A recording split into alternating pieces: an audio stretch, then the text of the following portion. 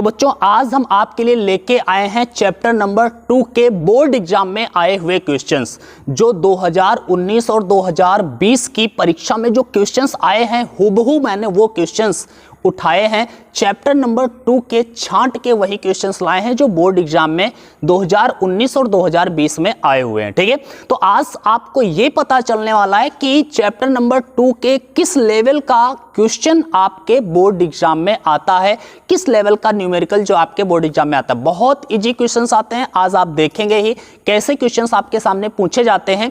एक बात याद रखिएगा, चैप्टर नंबर 2 से भी ज्यादा न्यूमेरिकल्स पूछे नहीं जाते हैं। मैंने ये बात चैप्टर नंबर 1 के लिए भी कही थी कि चैप्टर नंबर 1 हो या चैप्टर नंबर 2 हो, इन दोनों चैप्टर से न्यूमेरिकल बहुत कम पूछा जाता है। लेकिन अगर पूछा जाता है तो भाई हमें तो पढ़ना ही होगा और हम आपको पढ़ाएंगे। ठीक है, टेंशन नहीं लेना है। जिस प्रकार का क्वेश्चन आपका बोर्ड एग्जाम में आता है वो मैं आज करवाने वाला हूं। मतलब जो आए हुए क्वेश्चंस हैं मैं वही क्वेश्चंस आपके सामने लाया हूं। और ऑलरेडी मैंने आपको 3 लेक्चर्स इस चैप्टर के दिए हैं, उसमें मैंने आपको इंपॉर्टेंट क्वेश्चंस बताए हैं। तो अगर आप पिछले वाले वीडियोस देखना चाहते हैं तो भैया डिस्क्रिप्शन में जाइए, वहां पर एक लिंक है चैप्टर नंबर 2 न्यूमेरिकल प्लेलिस्ट। जैसे ही आप उस पर क्लिक करेंगे चैप्टर नंबर 2 के आपके सामने चारों वीडियो आ जाएंगे। इसी प्रकार अगर आप चैप्टर नंबर 1 के भी न्यूमेरिकल्स देखना चाहते हैं तो वहीं पर डिस्क्रिप्शन में उसके नीचे एक दूसरा लिंक होगा, chapter number 1 numerical playlist link. ठीक है, जैसे ही आप उस पर क्लिक करेंगे तो आपके सामने चैप्टर नंबर 1 के भी चारों वीडियो निकल के आ जाएंगे। ठीक है,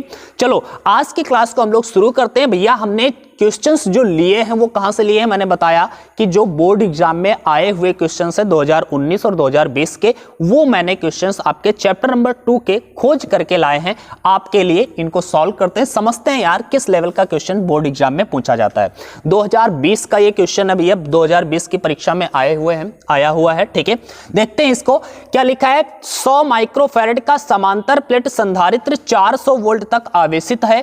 यदि इसके प्लेटों के बीच की दूरी आधी कर दी जाए तो प्लेटों के बीच नया विभवांतर क्या होगा, यह आपको बताना है। और इसकी संचित ऊर्जा में क्या परिवर्तन होगा, यह आपको बताना है। बहुत इजी क्वेश्चन है। और अगर आपने इसके पिछला वाला वीडियो देखा होगा, वहां पर मैंने एक कॉन्सेप्ट बताया था कि भैया समांतर प्लेट संधारित्र की प्लेटों के बीच की दूरी को आधा कर दोगे तो वोल्टेज भी आधा हो जाएगा, दूरी को दुगना कर दोगे तो वोल्टेज भी दुगना हो जाएगा। ये मैंने कॉन्सेप्ट आपको बताया था। और अगर आपको वो कॉन्सेप्ट पता है तो आपको पता हो जाएगा भैया कि 400 वोल्ट पहले था, और अगर प्लेटों के बीच की दूरी को आधा करोगे तो प्लेटों के बीच नया विभवांतर क्या हो जाएगा, वोल्टेज भी आधा हो जाएगा। बात समझ पा रहे हैं? तो आंसर तो पहला तो हम लोगों को मिल गया दिमाग में ही, बट एक बार लिख लेते हैं हम लोग। यहां पर क्या है, 100 माइक्रोफैरड का संधारित्र है जिसकी धारिता हम लोग भैया क्या लिखेंगे, 100 माइक्रोफैरड। और भैया माइक्रोफैरड होती है तो फैरड में बदलने के लिए 10⁻⁻⁶ से मल्टीप्लाई करते हैं, तो ये फैरड मतलब 10⁻⁻⁴ फैरड केवल कह सकते हो, 10⁻² इस यहां से घट जाएगी। ओके, तो ये हमारा जो संधारित्र है उसकी धारिता दी है। इसका जो वोल्टेज है, प्रारंभिक जो वोल्टेज इसने दिया है वो वोल्टेज क्या दिया है, V1। अगर हम बात करें कि जो V1 है आपका कितना है, 400 वोल्ट। पहले वाला जो वोल्ट दिया था उसका हम इसको V लिख लें, कोई दिक्कत नहीं है। कि जो वोल्टेज इसको दिया है, ये दिया गया है 400 वोल्टेज। इस संधारित्र की प्लेटों के बीच का जो विभवांतर है वो 400 वोल्ट है। अब दूरी आधी करने पर वोल्टेज क्या हो जाएगा, तो लिख देंगे प्लेटों के बीच दूरी आधी करने पर वोल्टेज भैया कितना हो जाएगा, तो मैंने बताया आधा ही हो जाएगा। तो आप लिख देंगे 400 का आधा। 400 का आधा मतलब 400/2 मतलब 200 वोल्ट। आप इसको कैलकुलेशन से अगर दिखाना चाहते हो तो मैंने पिछले वाले वीडियो में आपको करके भी दिखाया था, आप वो पूरा कैलकुलेशन इस्तेमाल कर सकते हो। There is no need. Okay, मेरे ख्याल से उसकी जरूरत नहीं है, ये आपको पता होना चाहिए, नो प्रॉब्लम। तो हमारा जो एक आंसर आ गया, प्लेटों के बीच नया विभवांतर क्या हो जाएगा भैया, 200 वोल्ट। इस नए विभवांतर को आप कुछ भी लिख सकते हो, V' लिख देते हैं, कोई दिक्कत नहीं है। तो V' इक्वल टू कितना हमारा है, 200 वोल्ट। ठीक है, इसके बाद में और इसकी संचित ऊर्जा में क्या परिवर्तन होगा यार। संचित ऊर्जा, प्लेटों के बीच में जो ऊर्जा होती है उसका फॉर्मूला मैंने आपको बताया था, ऑलरेडी आपको पता ही होगा, बहुत सारे क्वेश्चंस हम लोग इस पर लगा चुके हैं। U = ½ CV²। तो पहले कितनी ऊर्जा थी और अब कितनी ऊर्जा हो जाएगी, फिर दोनों का अंतर हम लोगों को बताना है कि क्या परिवर्तन होगा भैया ऊर्जा में क्या परिवर्तन होगा। तो पहले ऊर्जा कितनी थी, कैसे निकालेंगे, तो पहले निकाल लेते हैं प्रारंभिक ऊर्जा जिसे हम U1 कह लेते हैं यार, पहले ऊर्जा, ठीक है। तो U1 बराबर में हाफ CV², ये फार्मूला होता है हमारा ऊर्जा के लिए, ठीक है। तो 1/2 C कितना था भैया, तो C है 10⁻⁴ और V पहले वाला जो विभवांतर था 400 था, तो 400 का स्क्वायर, तो ये भैया बनेगा 10⁻⁴ गुणे में 400 का स्क्वायर, 16 पर भैया 4 जीरो होंगे, ठीक है। और बटे में भैया 2 भी है, 2 काटोगे तो यहां पर बचेगा 80 और 8 और 4 जीरो। बात क्लियर है।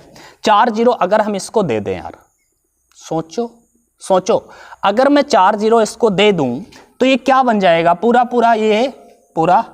8 आ जाएगा। मेरे ख्याल से मैं सही कर रहा हूं क्या, सही होना चाहिए फिर, ठीक है। तो ये 8 आ गया, ओके।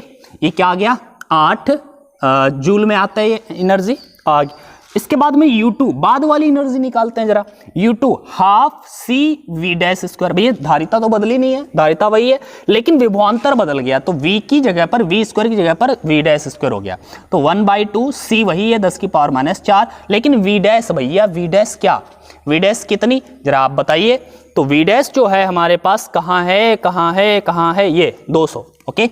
सो 200 का स्क्वायर, ओके। तो 200 का स्क्वायर जब हुआ तो भाई आप क्या करोगे, आप बताइए अब क्या करोगे। 200 का स्क्वायर जब आप करोगे तो हाफ इंटू में 10⁻⁴ को 10⁻⁴, 2 का स्क्वायर 4 पर 4 जीरो हो जाएगा और बटे में 2 हो चुका है, ठीक है। इसको काट देते हैं तो ये 20,000 बचेगा, 4 इसको घाते दे देते हैं तो यार ये बनेगा 10 बोल रहा हूं मैं यार, ये केवल 2 बचेगा, 10⁴ इसको दे दिया, ये 4 प्लस की 4 माइनस की खत्म, ये भी यही हुआ था, 4 प्लस की थी 4 माइनस की, ये खत्म हो गया था। तो ये 8 जूल और ये 2 जूल, समझ पाए, ठीक है। देखो कैलकुलेशन में मुझसे कहीं पर गड़बड़ी हो जाए तो आप यार समझ लेना, लेकिन मेरे ख्याल से मैं होने नहीं दूंगा। तो बिल्कुल सिंपल फंडा है मेरे पास, ठीक है। तो ये हो गया भैया, पहले कितनी ऊर्जा थी 8 जूल, अब कितनी ऊर्जा है 2 जूल। कितना परिवर्तन हुआ है, ऊर्जा में क्या परिवर्तन होगा आपको ये निकालना था। तो ऊर्जा में परिवर्तन डेल्टा U निकालना है, U1 माइनस U2 करिए भैया। सो डेल्टा U बराबर में क्या, पहले 8 था अब 2 हो गया है, 6 जूल एनर्जी का परिवर्तन हो चुका है और यही हमारा आंसर है भैया। 10 माइक्रोफैराड धारिता का संधारित्र था, 400 वोल्ट पहले था, बाद में हो गया 200 वोल्ट क्योंकि आधी दूरी हो जाएगी। सिंपल बात है, आपको समझ में भी आना चाहिए, बहुत इजी क्वेश्चन है, ओके। तो ये आपको समझ में आ गया होगा। चलो ये क्वेश्चन अगर आपने समझ लिया है तो भैया निचला जो क्वेश्चन है मैं ये सॉल्व नहीं करने वाला, ये आप लोग कर लोगे। दिया है 10 पिकोफैराड का एक संधारित्र 50 वोल्ट बैटरी से जुड़ा है, संधारित्र में कितनी वैद्युत ऊर्जा संचित होगी।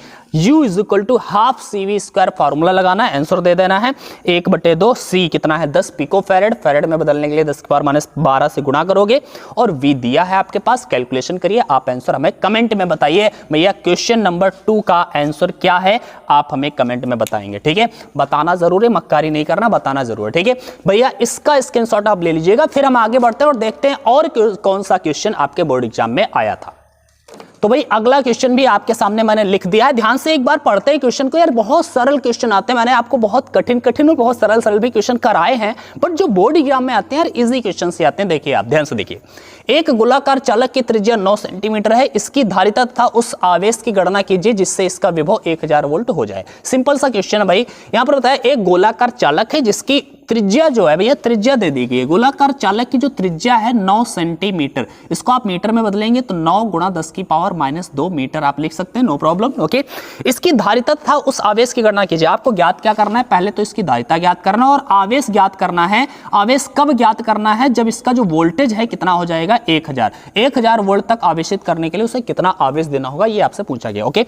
तो ये दोनों चीजें पूछी गई हैं। पहले तो हम धारिता निकाल लेते हैं भैया। गोलीय चालक की धारिता का फॉर्मूला मैंने आपको लिखवाया था लेक्चर नंबर 1 में, इस चैप्टर का जो पहला वीडियो था उसमें मैंने आपको बताया था गोलीय चालक की धारिता C बराबर में 4πε0 R, ओके। ये आपके सामने फॉर्मूला था 4πε0 R।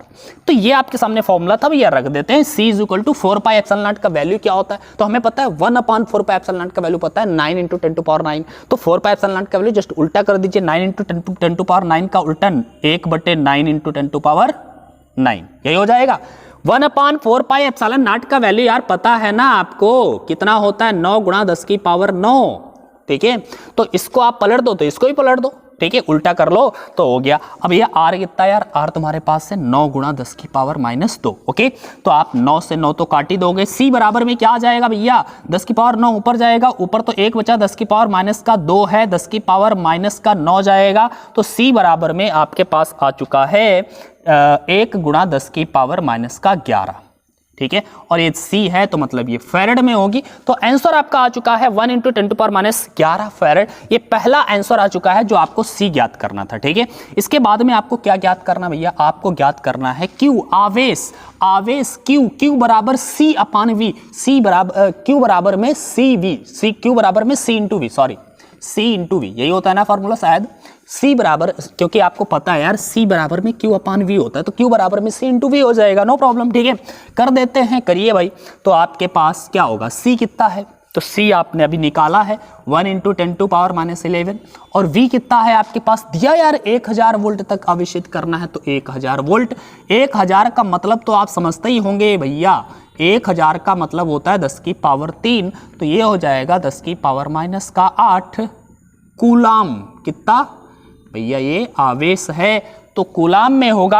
आपका आंसर 1 गुणा 10 की पावर -8 कूलाम, ठीक है। बहुत इजी क्वेश्चन था और बस इसी लेवल का क्वेश्चन आता है आपके बोर्ड एग्जाम में, 3 नंबर में पूछा है, ठीक है। तो बहुत आसानी से डेरिवेशन 3 नंबर में देता है, आपको समय लगता, न्यूमेरिकल है 2 मिनट में करके छोड़ दोगे यार, 3 नंबर पक्के, ठीक है। चलो इसका स्क्रीनशॉट लीजिए, हम आगे बढ़ते हैं। अगला क्वेश्चन आपको दिखाते हैं कौन सा आया हुआ है भैया। अगला क्वेश्चन आपके सामने मैंने नोट कर दिया, आप जरा ध्यान से समझते हैं इस क्वेश्चन को, समझते हैं। बहुत इजी क्वेश्चन है, बस दिमाग को थोड़ा सा ठंडा रखिएगा, आराम से सोचिएगा, समझ पाओगे, ठीक है। ध्यान से देखिए, एक समांतर प्लेट संधारित्र की प्रत्येक प्लेट का क्षेत्रफल 100 सेंटीमीटर स्क्वायर है तथा दोनों प्लेटों के बीच विद्युत क्षेत्र की तीव्रता 100 न्यूटन प्रति कूलाम है। प्लेटों पर कितना आवेश होगा ये आपको ज्ञात करना है, ठीक है। मतलब जो दिया है वो वैल्यूज क्या दिए हैं, क्षेत्रफल दिया है, प्रत्येक प्लेट का क्षेत्रफल 100 सेंटीमीटर स्क्वायर, भैया सेंटीमीटर स्क्वायर है, इसको मीटर स्क्वायर में बदल लेना, और सेंटीमीटर को मीटर में बदलने के लिए 10 की पावर -2 से गुणा करते हैं, लेकिन सेंटीमीटर स्क्वायर को मीटर स्क्वायर में बदलने के लिए 10 की पावर -4 से गुणा करते हैं, तो ये मीटर स्क्वायर में बदल गया, 10 की पावर -2 मीटर स्क्वायर लिख सकते हैं, 2 जीरो इसको दे दिया, ठीक है।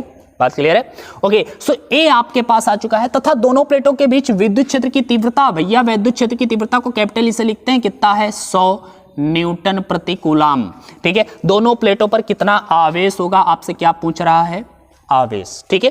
आवेश पूछ रहा है, ए दिया है, एप्सिलॉन नॉट दिया। भैया अगर हम संधारित्र वाले चैप्टर में आवेश की बात करते हैं तो नॉर्मली अभी हमने बताया Q बराबर में C/V वाला फॉर्मूला हमें याद आना चाहिए, ओके। बट दिक्कत ये है यार, यहां पर हमें C भी नहीं दिया है और V भी नहीं दिया है। अब C और V नहीं दिया है तो इस कंडीशन में क्या करोगे भैया, C आप पता करो क्या है, समांतर प्लेट संधारित्र है, तो समांतर प्लेट संधारित्र की धारिता का जो सूत्र होता है वो आप यहां पर लगाइए।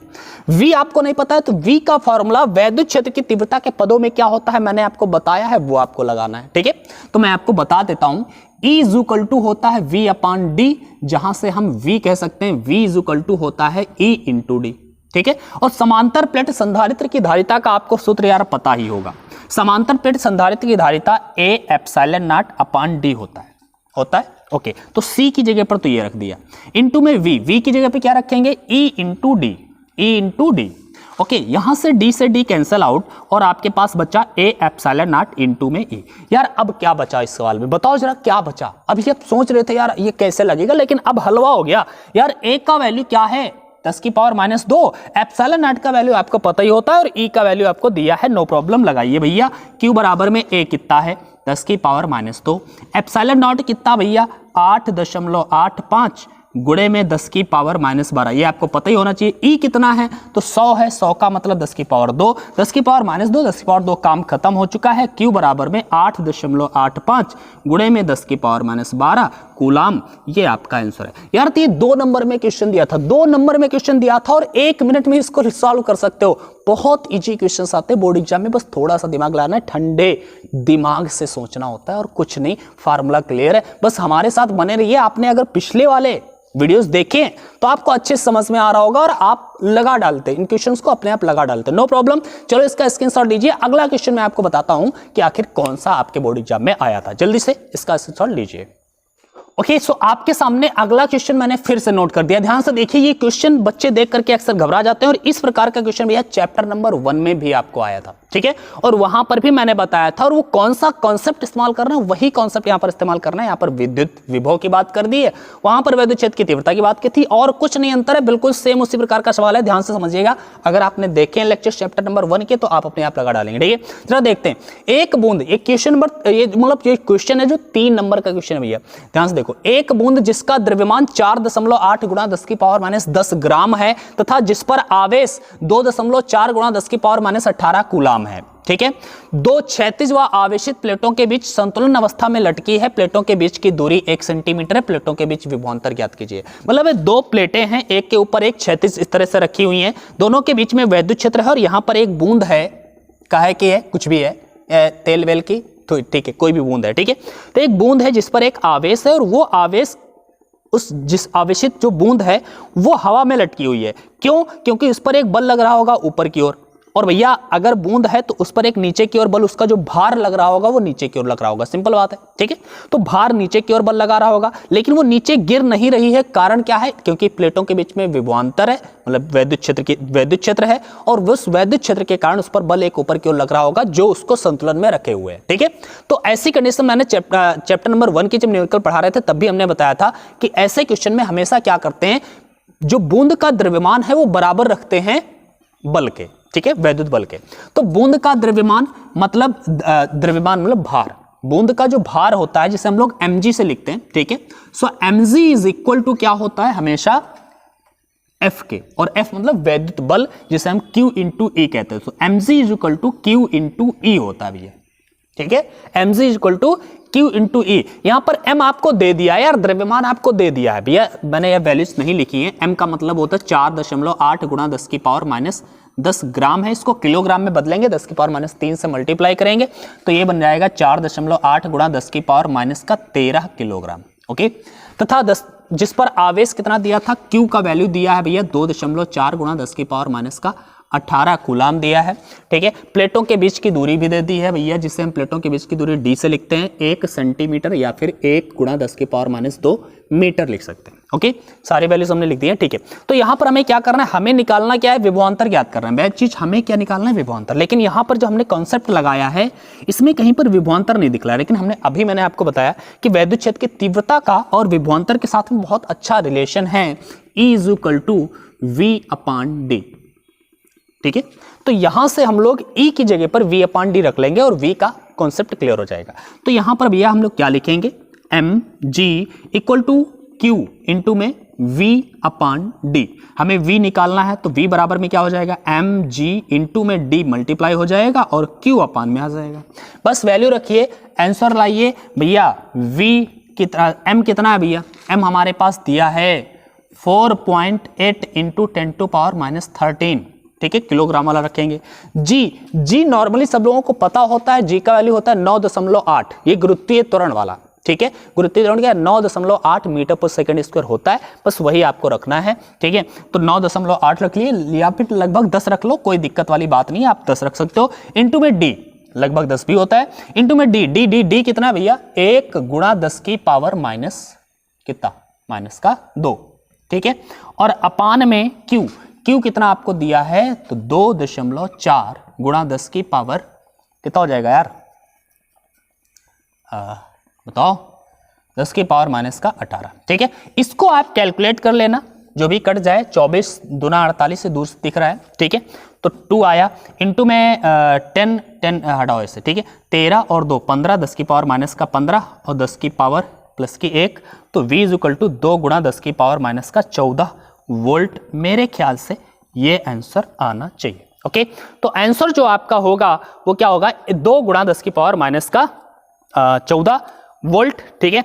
तो ये आपका आंसर हो गया। देखो ध्यान से देखो, बहुत इजी क्वेश्चन था यार। इसमें इस क्वेश्चन में क्या था, कुछ भी नहीं था, बहुत इजी क्वेश्चन था। बस आप थोड़ा सा डर जाएंगे। अगर ये वाला कॉन्सेप्ट पता है जो मैंने आपको बताया है, ठीक है, तो ये वाला कॉन्सेप्ट पता है तो कुछ नहीं है इस क्वेश्चन में, कुछ नहीं है, ठीक है। आप 10 की जगह पर 9.8 रखेंगे, थोड़ा बहुत अंतर आएगा, 2 की जगह पर 1.96 आ जाएगा, ठीक है। तो इसमें क्योंकि हमने जो क्वेश्चन नोट करके, मैं जो आंसर नोट करके लाया हूँ उसमें लिखा है 1.96 इंटू 10⁻40 वोल्ट, ओके। तो ये आप कर सकते हैं, आपकी मर्जी है, 10 रखें लगभग, कोई दिक्कत नहीं है, ठीक है। चलो इसका भैया स्क्रीनशॉट ले लो, हम फिर आगे बढ़े, अगला क्वेश्चन बताते हैं जो आपके बोर्ड एग्जाम में आया है, ठीक है। चलो तो बच्चों आपके सामने मैंने 2 क्वेश्चंस लिख दिए हैं, एक क्वेश्चन ये है, ये एक क्वेश्चन है, दोनों क्वेश्चन मेरे बताने वाले तो नहीं है, मैं ऑलरेडी अभी इसी क्लास में पीछे बता चुका हूं इस प्रकार के क्वेश्चन, बट फिर भी मैं बता देता हूं। पहला क्वेश्चन ध्यान से देखिए भैया, एक परिवर्ती संधारित्र को 200 वोल्ट की बैटरी से जोड़ा गया है, यदि संधारित्र की धारिता 10 माइक्रोफैरड से बदलकर 2 माइक्रोफैरड कर दी जाए तो ऊर्जा में परिवर्तन ज्ञात कीजिए। भैया जो वोल्टेज है वो अब की बार नहीं बदलेगा, वोल्टेज वही रहेगा, उसमें धारिता वही थी, वोल्टेज बदला था, बस इतने अंतर है, ठीक है। तो 200 वोल्ट का बैटरी है, मतलब बैटरी से जोड़ दिया गया है संधारित्र को, मतलब उनकी प्लेटों के बीच का जो विभवांतर होगा वो 200 वोल्ट ही रहेगा, ठीक है। अब धारिता जो पहले थी C1 अगर हम कहें तो 10 माइक्रोफैरड थी, ये वोल्ट है, ठीक है। 10 माइक्रोफैरड थी, मतलब 10 गुणा 10 की पावर माइनस का कितना यार, 12 फैरड, ठीक है।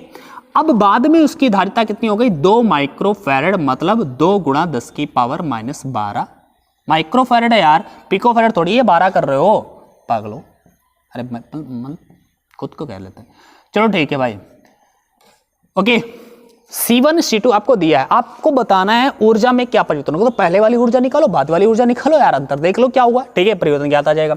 तो भैया ऊर्जा में परिवर्तन डायरेक्ट लिख दें क्या, डेल्टा U बराबर पहले वाली ऊर्जा माइनस बाद वाली ऊर्जा, यही होगा ना।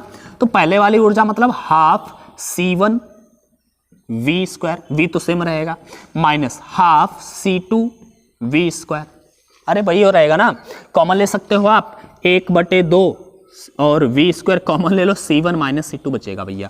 चलो हल कर दो, 1/2 V1 क्या, V 200 का स्क्वायर इंटू में C1 माइनस C2, C1 कितना 10 गुणा 10 की पावर माइनस 12, C2 कितना 12 क्यों लिख रहा है यार, 6, 2 गुणा 10 की पावर माइनस 6, ओके। तो इसको हल कर देते हैं, तो ये 1/2 4 पर 4 0, ओके, इंटू में भैया 10 से 2 जाएगा यार, 8 गुणा 10 की पावर माइनस 6 बचेगी, 2 से काटोगे 4 आएगा, 4 चकू 16 पर 4 0, ठीक है, गुणे में 10 की पावर माइनस का 6, भैया 4 0 जो है इसको दे दोगे तो घट जाएगी, तो बनेगा 16 गुणे 10 की पावर माइनस का 2, सही है ना। हाँ, तो ये जूल, ये हमारा आंसर आ गया, बस ये हमारा 16 गुणा 10 की पावर माइनस जूल। मैं आंसर भी मिला लेता हूं भाई, तो कहाँ, बिल्कुल सही है, 16 गुणा 10 पावर माइनस 2 जूल, ये हमारा आंसर आ गया, ठीक है। बहुत आसान था क्वेश्चन, कुछ भी नहीं था, 2 नंबर में क्वेश्चन था, आराम से कर लोगे, 2 मिनट में कर दोगे, ठीक है। अब देखिए दूसरा क्वेश्चन जो अभी जस्ट इस क्वेश्चन से पहले वाला जो क्वेश्चन लगवाया है, अभी जो मिटाया था, ठीक है, बस वही वाला सेम उसी प्रकार का क्वेश्चन है, ये आप लोग कर लेंगे। ध्यान से मैं बार पढ़ के दिखा देता हूं, शायद उधर वाला क्वेश्चन ना दिख रहा हो आपको। 2 आवेशित क्षैतिज प्लेट जिनके बीच की दूरी 2 सेंटीमीटर है के बीच 4 गुणा 10 की पावर माइनस 13 किलोग्राम भार तथा 2.4 गुणा 10 की पावर माइनस 18 कूलाम आवेश का एक कण स्थिर होकर लटक रहा है उनके बीच में, ठीक है। दोनों प्लेटों के बीच विभवांतर ज्ञात कीजिए। जस्ट अभी आपको ऐसा ही क्वेश्चन बताया है भाई, ये करो, और इसका आंसर मैं आपको बता देता हूं, आप अपने आप कर लेना। जो इनके बीच का विभवांतर, अच्छा यहां पर और दिया है कि यहां पर G का वैल्यू 10 इस्तेमाल करना है, ठीक है, 10 मीटर पर सेकेंड स्क्वायर। अच्छा यहां पर जो आंसर आएगा वो आएगा 3.33 भैया इंटू 10 टू पावर माइनस का 4 वोल्ट, ठीक है, जो भी आए 4 या 14 4 आएगा, इसमें 4 दिया है, ठीक है यार, उसमें भी 4 था, 10 टू पावर माइनस 4, कहीं पर गलत तो नहीं किया इसके पिछले वाले क्वेश्चन में। कैलकुलेशन आप देख लेना यार, तो कोई दिक्कत नहीं है, कॉन्सेप्ट वही है, कैलकुलेशन आप अपने आप कर लेना, ठीक है। तो ये आप कर लेना आपका, चलो इसका स्क्रीनशॉट लो, आगे बढ़ें, ठीक है। एक क्वेश्चन और दिखाते हैं, बहुत जबरदस्त क्वेश्चन है अगला, ठीक है, उसको भी करते हैं। तो आपके सामने अगला क्वेश्चन भी आ चुका है, जरा ध्यान से पढ़ते हैं इस क्वेश्चन को। एक समांतर प्लेट संधारित्र की प्रत्येक प्लेट का क्षेत्रफल a है तथा उनके बीच की दूरी d है, ठीक है।